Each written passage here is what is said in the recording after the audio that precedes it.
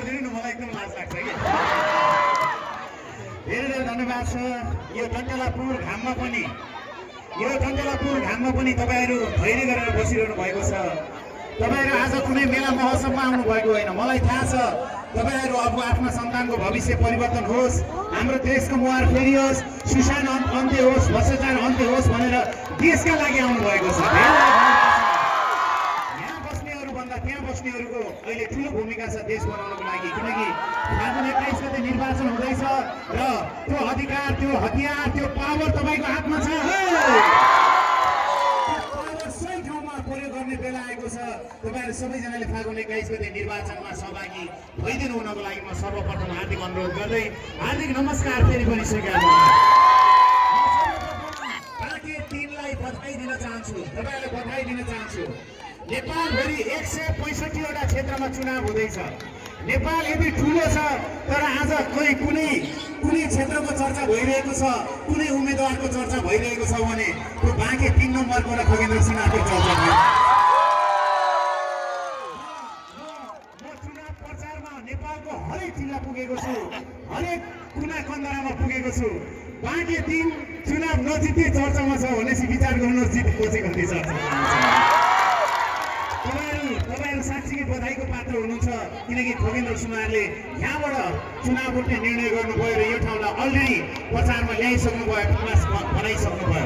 अब जब उहाँ जितेर सदनमा जानुहुनेछ, उहाँलाई प्रत्येक मान्छेले हेर्नेछन् यो कस्तो बोल्यो, कुन नीतिको बारेमा बोल्यो, बाँके 3 को बारेमा बोल्यो कि बोलेन, यहाँको अधिकारको, यहाँको विकासको बारेमा बोल्यो कि बोलेन भनेर सबैभन्दा बढी खबरदारी खगेन्द्र सुनारलाई आउनेवाला छ। किनकि चर्चित हुनुहुन्छ, उहाँको भनाइमा स्पष्टता छ। धेरै बोल्ने मान्छेलाई कहिलेकाहीँ गाल पनि आउँछ। सो त्यो जो मान्छेलाई बढी चिनेको छ त्यही मान्छेबाट बढी हामीलाई आशा हुन्छ। खगेन्द्र सुनारबाट बाँके 3लाई धेरै आशा छ। बाँके 3लाई मात्र होइन, म नेपालभरि घुम्दाखेरि खगेन्द्र सुनारबाट बागलुङलाई पनि आशा छ, कर्णालीलाई पनि आशा छ, सुदूरपश्चिमलाई पनि आशा छ। किनकि यतिको जुझारु मान्छे, यतिको बुझिलो मान्छे, स्पष्ट मान्छे नेपाललाई चाहिन्छ, सदनमा चाहिन्छ, नेपाललाई चाहिन्छ भन्ने हिसाबले नै उहाँ आउनु भएको छ। म तपाईँहरूलाई पनि बधाई दिन चाहन्छु। र यहाँ आइसकेपछि मलाई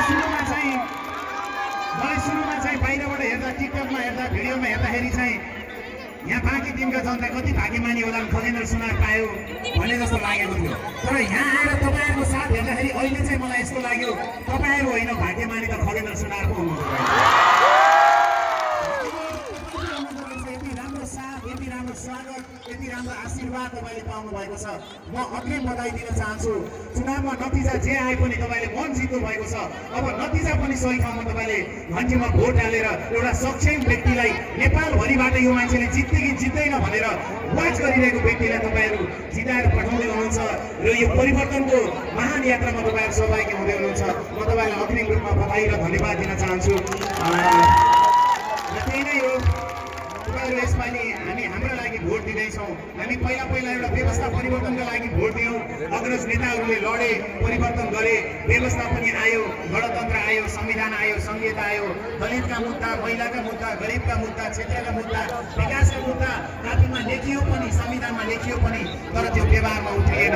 त्यही व्यवहारमा उतार्नको लागि नयाँ शक्तिहरू आउनु परेको छ। बालेन्द्र शाहहरू आउनु परेको छ, रवि लामिछानेहरू आउनु परेको छ, खगेन्द्र सुनारहरू आउनु परेको छ, सधैँ गीत गाउन आउने प्रकाश सपुतहरू आज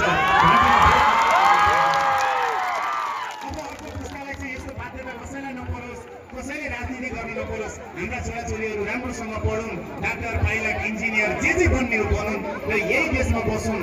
हाम्रो बाआमालाई छोडेर कतै नजाउन्, यो शुभेच्छा कामना व्यक्त गर्दै कलाकार भइसकेपछि केही गीतहरू सुन्ने अपेक्षा पनि हुन्छ।